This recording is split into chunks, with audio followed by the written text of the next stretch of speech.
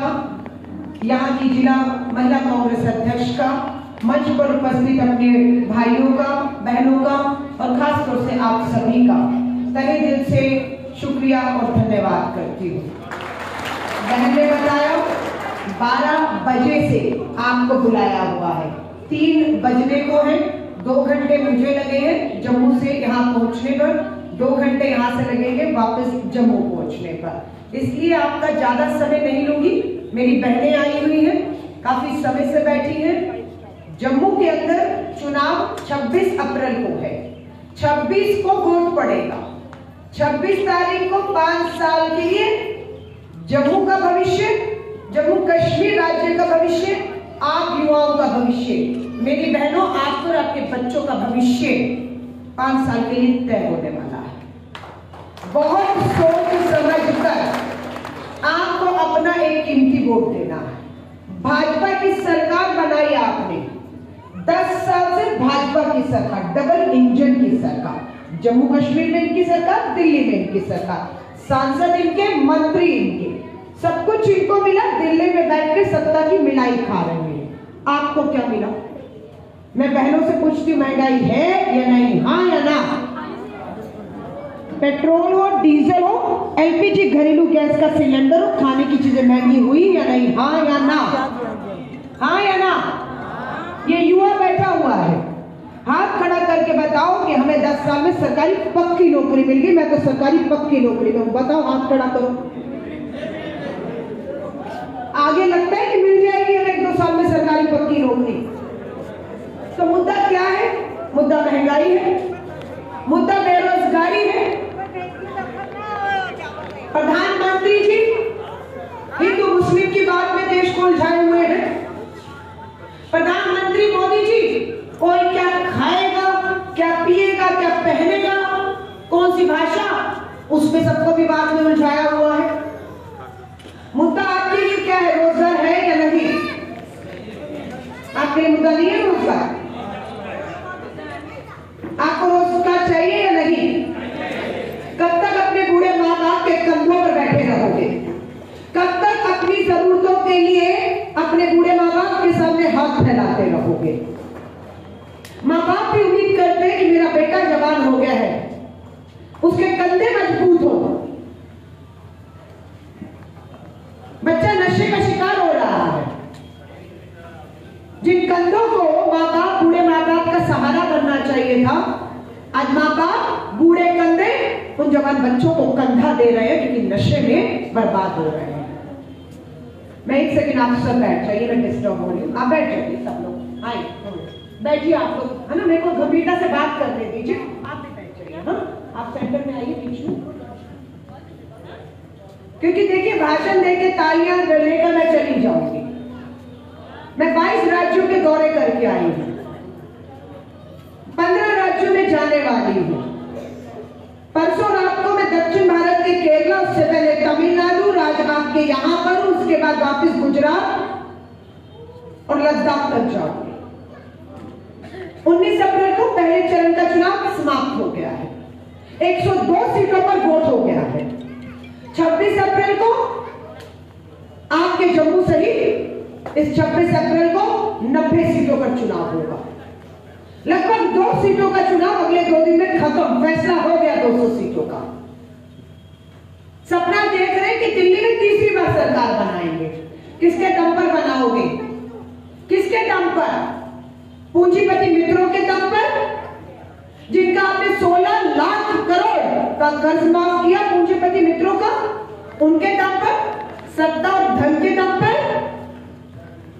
दिल्ली से आई हूं, दिल्ली का किसान, देश का किसान, हमारा अन्नदाता, हमारा पेट पाल रहा है। 140 करोड़ के भारत का पेट हमारा किसान पाल रहा है। आजाद हुआ था देश 1947 में, कटोरा लेकर खड़े थे दूसरे देशों के सामने, अन्न के लिए भीख मांगते थे। जो कहते हैं कांग्रेस ने क्या किया? हरित क्रांति लाए, देश के किसान को ताकत दी और हरित क्रांति आ गई, क्या हम दूसरे देशों को अनाज बेचते हैं। कहा किसान की आय दुगनी हो जाएगी 2022 में, 22 चला गया, 23 चला गया, 24 आ गया, किसान की आय दुगनी नहीं हुई। हुआ है। हम किसान नहीं हैं, लेकिन अगर हमारे किसान ने हल छोड़ दिया, खेत छोड़ दिए, 140 करोड़ का भारत भूखे मरने पर आ जाएगा, कटोरा लेकर खड़े होंगे। कौन बना किसान की आवाज? 700 किसान दिल्ली की दहलीज पर शहीद हो गया। क्या मांग रहा था किसान? अपनी फसल का उचित दाम मांग रहा है। हमारा किसान, उसे उसकी फसल का उचित दाम मिलना चाहिए या नहीं? मिलना चाहिए या नहीं? लेकिन 10 साल में दिल्ली में बैठी तानाशाह सरकार ने उसकी फसल का उसे उचित दाम नहीं दिया। गोलियां दी, 700 किसान शहीद हो गए। अभी भी आंदोलन कर रहा है। माफी चाहूंगी, ये ताली बजाने की बात नहीं है, ये शर्म करो प्रधानमंत्री जी कहने की बात है। फर्क है ताली कब बजानी है और शर्म करो प्रधानमंत्री जी कब कहना है। 10 साल कम होते? 10 साल कम होते? बताओ, 8 साल का बच्चा 10 साल में 18 साल का हो गया, मतदाता बन गया, अपने सारे कानूनी हक अधिकार मांग रहा है वो। और आप 10 साल में क्या दिया? ये युवाओं से पूछिए, क्या कहा? 2 करोड़ नौकरी हर साल। बहुत हुई बेरोजगारी की मांग, 2 करोड़ नौकरी दे रही थी ना। 10 साल में कितनी नौकरियां बनती हैं? 20 करोड़। 20 करोड़ युवाओं को रोजगार मिला। आज बेरोजगारी है, हर बच्चा, हर युवा नौकरी की तलाश में है। नहीं है नौकरी, छोटा मोटा काम धंधा है वो भी नहीं कर सकते आप। केरला से यहां तक आई है, रास्ते में सफर में 10 चीजों की जरूरत पड़ी, जहां गाड़ी रोकी कुछ भी सामान लिया, made in China, made in China. कहां गया आपका मेड इन भारत का नारा? आज तक आबादी में चीन हमसे आगे था, अब पूरे विश्व में आबादी में भारत सबसे आगे। 140 करोड़ का भारत है। और क्या है इस भारत के पास? रोजगार नहीं है। ये बैठा है मेरा भारत, ये युवा भारत है, क्योंकि 70% आबादी इस देश की युवाओं की है और युवा बेरोजगार बैठा हुआ है। 2 करोड़ नौकरी, 20 करोड़ नौकरी। सच्चाई ये है कि बेरोजगारी ने इस देश में 45 साल के रिकॉर्ड तोड़ दिए हैं। युवा रोजगार मांग रहा है तो लाठियां पड़ रही हैं उसे। सरकार के अंदर 30 लाख सरकारी नौकरी के पक्के पद खाली पड़े हो। 30 लाख युवा, 30 लाख परिवारों का बच्चा सरकारी पक्की नौकरी पा सकता था ना। क्या किया? खाली छोड़ दिए वो पद। राहुल गांधी जी ने कहा है सरकार बनते ही 30 लाख सरकारी पक्की नौकरियों के पद तुरंत भरे जाएंगे, भर्तियां शुरू होंगी। एक तरफ भाजपा आरएसएस की 10 साल का कुशासन है, भाजपा आरएसएस की 10 साल की तानाशाही और अन्याय है, और एक तरफ श्री राहुल गांधी जी की 10,000 किलोमीटर की भारत जोड़ो और भारत जोड़ो न्याय यात्रा खड़ी हुई है। प्रधानमंत्री जी भाजपा के 10 साल के ऊपर हमारी 10,000 किलोमीटर की भारत जोड़ो यात्रा आज भारी पड़ रही है। पूरे देश में भाजपा की कहीं कोई लहर नहीं है। प्रधानमंत्री जी, हम अपना न्याय पत्र लेकर आए हैं। ये कांग्रेस का घोषणा पत्र है, ये कांग्रेस का घोषणा पत्र है, इसको हमने न्याय पत्र कहा। भाजपा ने बीच चुनाव में अपना घोषणा पत्र के लिए एक कमेटी बनाई, बंद कमरा किया, 10 लोग बैठ गए, पूंजीपति मित्र अडानी अंबानी को फोन किया और भाजपा का घोषणा पत्र आ गया लोगों में। ये क्या है? ये कांग्रेस का न्याय पत्र है। ये बंद कमरों में नहीं बनाया गया। ये भारत जोड़ो यात्रा, भारत जोड़ो न्याय यात्रा में राहुल गांधी जी की 10,000 किलोमीटर की यात्रा में हमारी महिला बहनें जो महंगाई और बेरोजगारी के कारण घरेलू हिंसा की शिकार है, जो बलात्कार और यौन उत्पीड़न की शिकार, उनसे बात करके बनाया गया, उन्हें ताकत देने के लिए बनाया गया है। ये राहुल गांधी जी ने देश के युवाओं से बात की। क्या मुद्दे हैं तुम्हारे?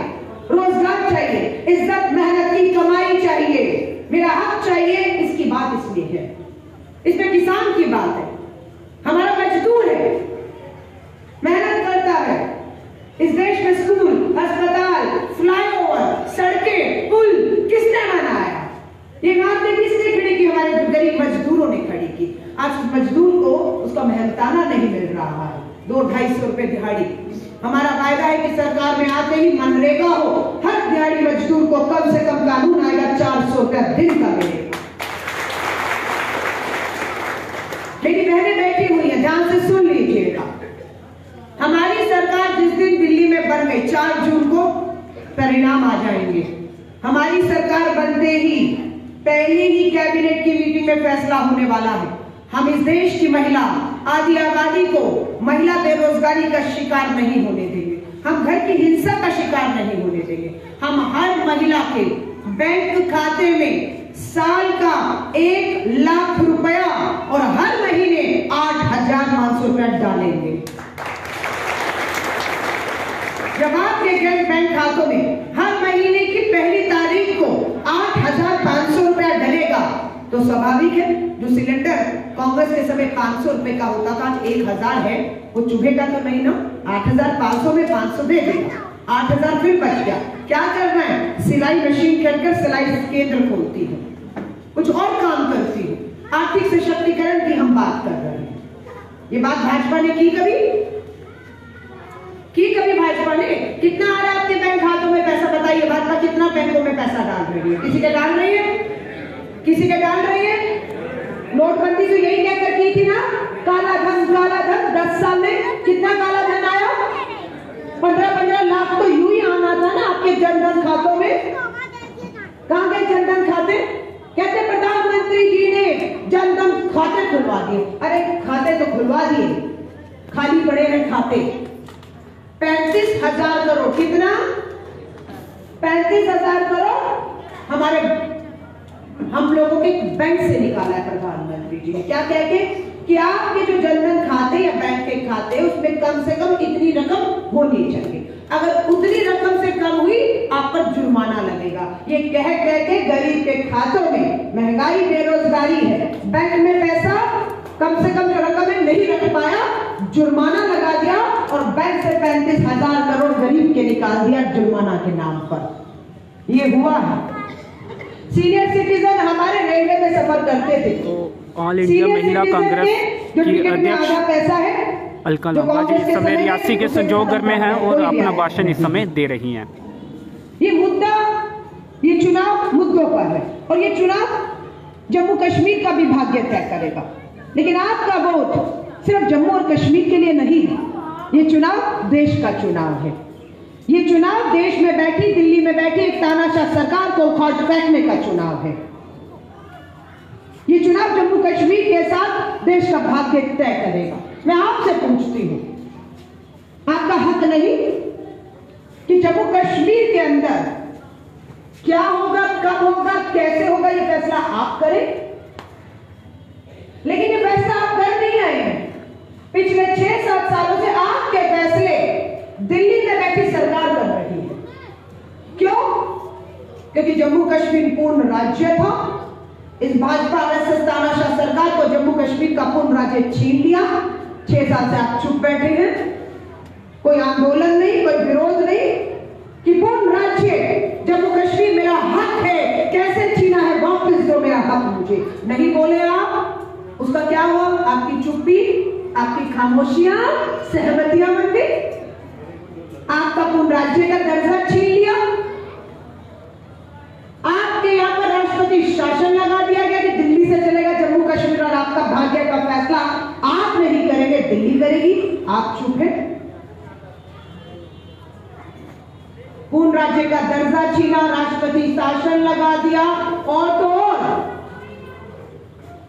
चुनाव 6 महीने से आपका चुनाव नहीं है। आप अपने लिए, आपको खुद के लिए वोट करने का हक छीना हुआ है 6 सालों से। गए हम सुप्रीम कोर्ट, जाकर लड़े कि जम्मू कश्मीर का पूर्ण राज्य का दर्जा लौटाइए, राष्ट्रपति शासन खत्म करिए, यहां पर विधानसभा चुनाव तुरंत कराइए ताकि यहां का फैसला दिल्ली नहीं, यहां के लोग करें अपने भाग्य का फैसला। दिल्ली बोल रही है लेकिन आप चुप हैं, आप चुप हैं क्योंकि आप कहीं और उलझे हुए हैं। आप में वो सोच ही नहीं आई कि मेरे हक मारे जा रहे हैं, मेरे अधिकार मारे जा रहे हैं, मेरा लोकतांत्रिक अधिकार छीना हुआ है। हमने वायदा किया है, सुप्रीम कोर्ट गए आपकी लड़ाई को लेकर, सुप्रीम कोर्ट ने केंद्र की तानाशाह सरकार को फटकार लगाई और 2024 के सितंबर तक जम्मू कश्मीर की विधानसभा बहाल करो, चुनाव कराओ, ताकि लोग अपनी सरकार चुने, अपने मतदाता तय करें कि क्या भविष्य होगा। दिल्ली से नहीं चलेगा। और अब हमें देखना है कि सितंबर 2024 में राष्ट्रपति शासन हटता है या नहीं हटता, पूर्ण राज्य का दर्जा मिलता है या नहीं मिलता, चुनाव होता है या नहीं होता। अगर हम आएंगे तो लिख कर ले लीजिए, 1-1 लाख रुपया बहनों के खातों में आएगा। युवाओं को सरकारी पक्की नौकरी का वायदा है। जो सरकारी नौकरी में नहीं जाना चाहता युवा या मेरी बहनें घर में कुछ काम करके 2 पैसे कमाकर अपना गुजारा करना चाहती हैं, उनके लिए 5,000 करोड़ का फंड राहुल गांधी लेकर आ रहे हैं। मांगिए हमसे पैसा सरकार से। हर बहन को घर में बैठे बैठे काम करना है, 10-15 हजार कमाना है, बिना ब्याज के पैसा हम आपको देंगे। इन युवाओं को अपना छोटा मोटा काम धंधा शुरू करना है, वो पैसा हम देंगे, ट्रेनिंग भी देंगे, और ट्रेनिंग के दौरान 1 लाख रुपया मिलेगा आपको। ये राहुल गांधी जी का लिखित में वायदा है। इसमें लिखा है कि ये जो हमारे युवा बच्चे हैं ये भटके नहीं, इन्हें अच्छी ट्रेनिंग बड़ी बड़ी उद्योग इंडस्ट्री में 1 साल की ट्रेनिंग दिलाई जाएगी मुफ्त में, और ट्रेनिंग पूरे होते ही इनके हाथ में 1 लाख रुपए थमा दिया जाएगा कि अब अपना काम शुरू करो। ये बात सिर्फ राहुल गांधी कर सकते हैं, ये कांग्रेस कर सकती है। आज आपका वोट किसके लिए है? आज आपका वोट देश के संविधान, बाबा साहब अंबेडकर के संविधान को बचाने के लिए आपका वोट है। हल्के में मत लीजिए अपने वोट को। अरे गए नहीं किया क्या फर्क पड़ता है, सब ऐसे चलता है, चलता आएगा। संविधान पर हमला हो रहा है हमारे। बाबा साहब अंबेडकर का संविधान बदलकर आरएसएस का संविधान लाने की कोशिश है। भाजपा का घोषणा पत्र में लिखा है 1 नेशन 1 इलेक्शन, यानी कि 1 देश 1 चुनाव। 1 देश 1 चुनाव, 140 करोड़ का भारत, नगर निगम पंचायतों से लेकर विधानसभा से लोकसभा का चुनाव संभव है। 140 करोड़ का देश एक ही टाइम पर बाहर आके वोट कर जाएगा। नगर निगम भी हो जाएगा, पंचायत भी हो जाएगा, देश की विधानसभाएं लोकसभाएं भी हो जाएगा। संभव है? संभव होता तो 7 चरणों में चुनाव क्यों करा रहे? एक ही बार करा देते, एक ही दिन में वोट देखते। तो आरएसएस की सोच ये है कि 1 नेशन 1 इलेक्शन नहीं, 1 नेशन नो इलेक्शन। मोदी तानाशाह तीसरी बार आएगा और देश में चुनाव नहीं होगा। कानून लाएंगे ये अपनी लोकसभा में बहुमत के साथ कि अगले 10-15 साल तक कोई चुनाव नहीं होगा। जब तक प्रधानमंत्री मोदी है चुनाव ही नहीं होगा। बहुमत से फैसले आएंगे। मैं कर्नाटक से होकर आई। कर्नाटक में हमारी मुस्लिम बहनें कॉलेज स्कूल जाती हैं, वो क्या पहनेंगी क्या नहीं पहनेंगी आरएसएस भाजपा तय करेगी। हिजाब विवाद पैदा कर दिया कि हमारी बहनें क्या पहनेंगी। राजस्थान में हम लड़े घूंघट प्रथा से, पर्दा प्रथा, घूंघट प्रथा, सती प्रथा, कन्या भ्रूण हत्याएं, गर्भ में मारो बच्ची को, पति नहीं रहा तो सती कर दो उसको। हाँ, लड़े ना, पर्दा प्रथा से लड़े ना। ये कौन तय करेगा? ये आरएसएस तय करेगी, हमारा संविधान तय करेगा। ये हमारे संविधान में लिखा है महिला पुरुष में समानता है, कोई अंतर नहीं महिला पुरुष में। ये हमारा संविधान बाबा साहब का बताता है कि कोई अमीर है गरीब है, सबके लिए इस देश में कानून बराबर है। ये बाबा साहब अंबेडकर का संविधान कहता है कि देश की संपत्ति संसाधनों में हम सबका, चाहे कोई भी जाति है, धर्म है, नागरिक है, बराबर का हक है। इसे छीनने का काम कौन कर रहा है? संविधान बदल के 400 सीटें मांगी जा रही हैं। क्यों चाहिए 400 सीटें? गरीबी दूर करनी है, महंगाई बेरोजगारी दूर करनी है? नहीं, संविधान बदलना है।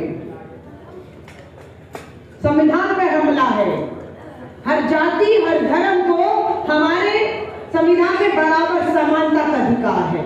ऊंच जात नीच जात क्या है? कुछ नहीं है। जाति क्या है? धर्म क्या है? अल्पसंख्यक हिंदू मुस्लिम सिख ईसाई बौद्ध सब संविधान में समान अधिकार दिए, उनको छीनने का काम भाजपा की सरकार कर रही है।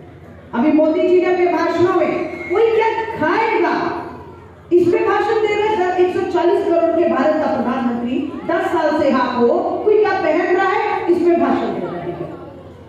दक्षिण भारत को कराइए, तमिलनाडु, केरला, कर्नाटका, पूरा कोस्टल एरिया, समुद्री इलाका, हमारे मछुआरे भाई बहन वहां मच्छी पकड़ते और खाई जाती है।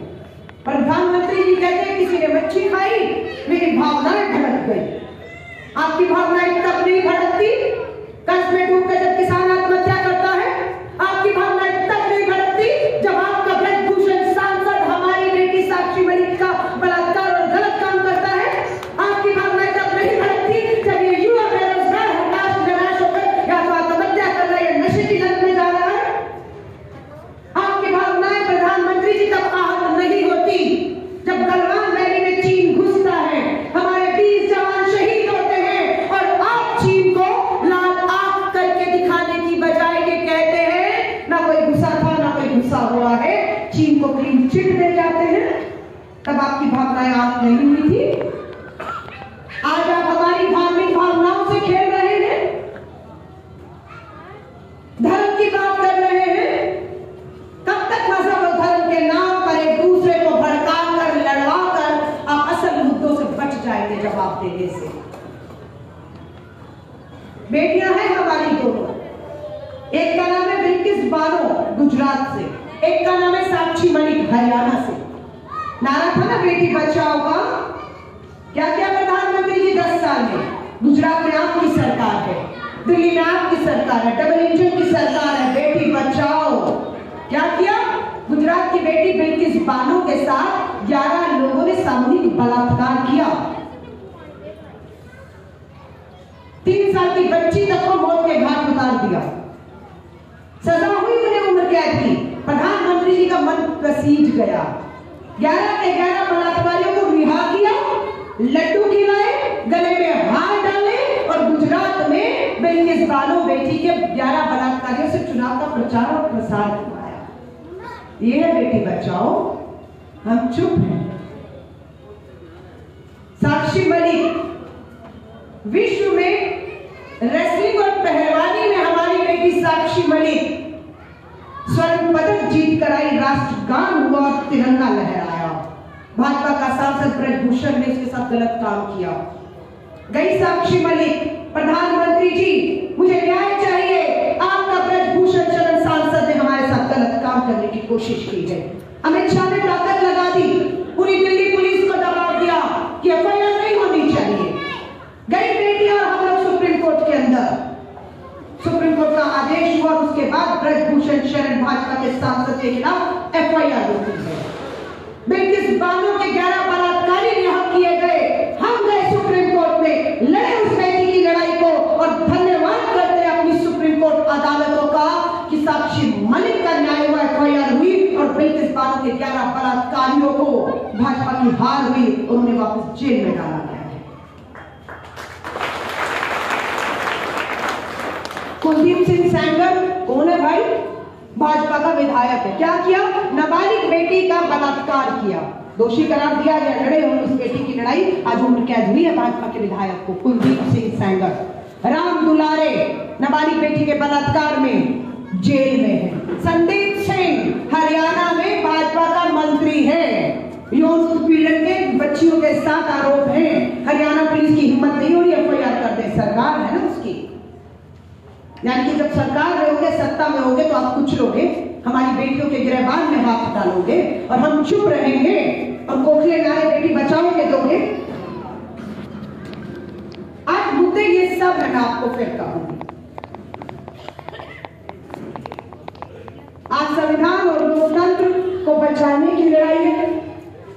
उम्मीद करती हूं आप सब लोग निकलकर 26 अप्रैल को वोट करेंगे और वोट करने से पहले मेरी एक बात को ध्यान रखिएगा कि ये वोट हम सबके लिए कितना जरूरी है, हमारी आने वाली पीढ़ियों के लिए कितना जरूरी है।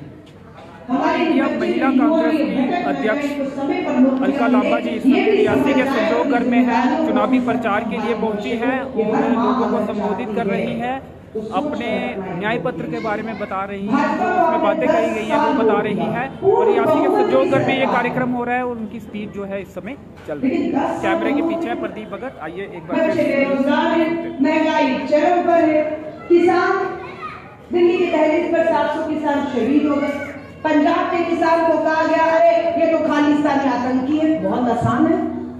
प्रधानमंत्री जी ने ड्रोन मंगाए विदेश से, ड्रोन मंगाए जा रहे हैं। सोचा ड्रोन से आविष्कार होगा, आविष्कार हुआ। राजधानी दिल्ली में जब किसान दहलीज पर अपना हक मांगने आया, अपनी फसल का उचित दाम मांगने आया, तो प्रधानमंत्री जी ने विदेश से मंगाए ड्रोन से प्रयोग किया कि सफलतापूर्ण आंसू गैस के गोले कैसे किसानों पर फेंके जाते हैं। ये हुआ दिल्ली में, आंसू गैस के गोले छोड़े गए ड्रोन से। आपको पता है आपको हम पर कर्ज कितना इस देश के ऊपर? देश आजाद हुआ 1947 में, 50 साल हमने राज किया।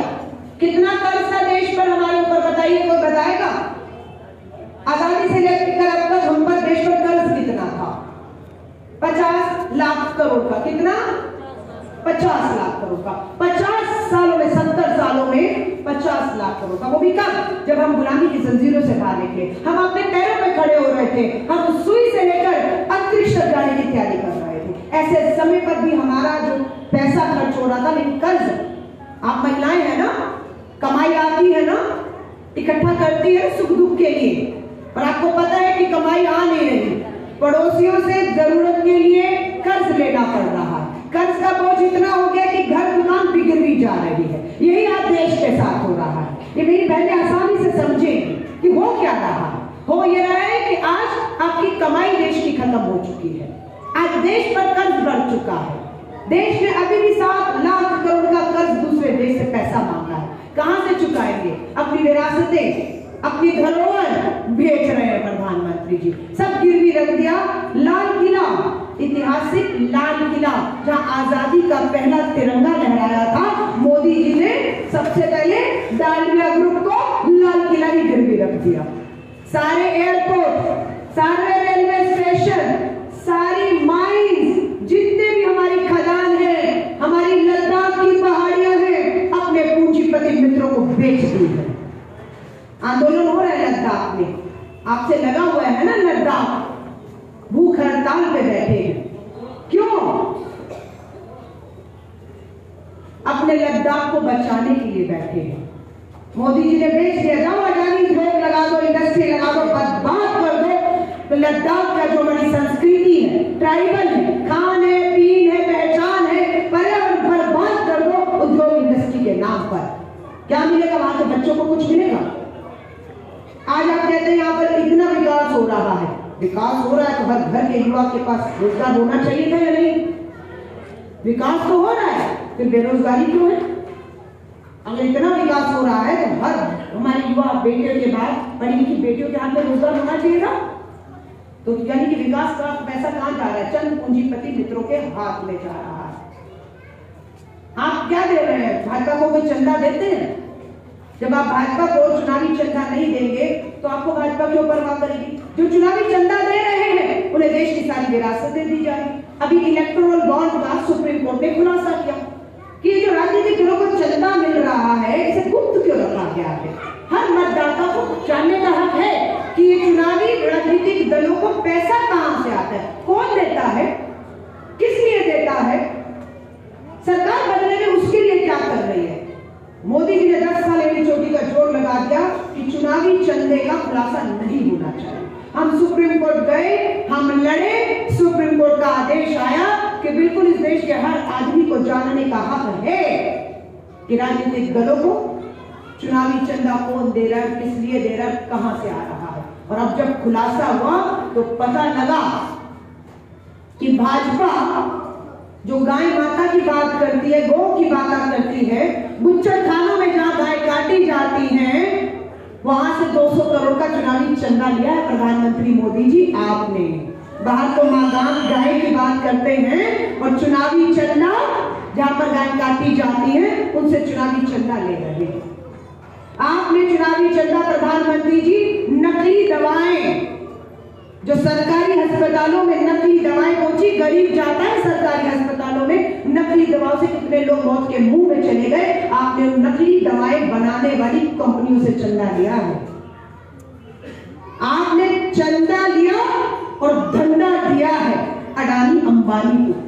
आपने जिनको धंधे दिए, रिश्वत में उनसे चुनावी चंदे लिए हैं। चंदे से धंधा, धंधे से चंदा चल रहा है और देश गरीबी की बर्बादी की ओर जा रहा है।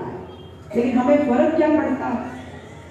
हमने तो मान के बैठ गए कि हमारी तो किस्मत है, हमारा तो ऐसे ही होना है, हमने तो आदत हो गई है। मैं सोचती हूं कि अगर 23 साल की उम्र में अगर भगत सिंह ने हथियार डाल दिए होते तो सोचो ये देश कभी आजाद होता? भगत सिंह, सुखदेव, अशफाकुल्लाह खान 23 साल, 20 साल, 21 साल के भारत मां को अपनी आजादी, अपने हक के लिए राजा को गुलाम बनाया हुआ है। राष्ट्रपति शासन, हाँ, पूर्ण राज्य का दर्जा छीन लिया, चुनाव नहीं हो रहे, गुलाम बने बैठे हैं, आवाज नहीं उठ रही है। जब 23 साल का भगत सिंह भी फांसी के तख्ते पर चढ़ा था ना, उसको कहा देखो बेवकूफ है, 23 साल की उम्र में फांसी चढ़ गया, देश तो आजाद हुआ नहीं। भगत सिंह की कुर्बानी के 1 साल, 2 साल, 10 साल, 20 साल गुजर गए, देश आजाद नहीं हुआ। लेकिन भगत सिंह को मालूम था कि मेरी ये कुर्बानी जाया नहीं जाएगी। भगत सिंह की शहादत के कम से कम नहीं तो कहते हैं 27 सालों के बाद देश आजाद हुआ और आज उसका नाम इतिहास में दर्ज है भगत सिंह का। तो इसीलिए आपकी कुर्बानियां, आपका संघर्ष, आपकी आवाज बुलंद, ये आपका हक है।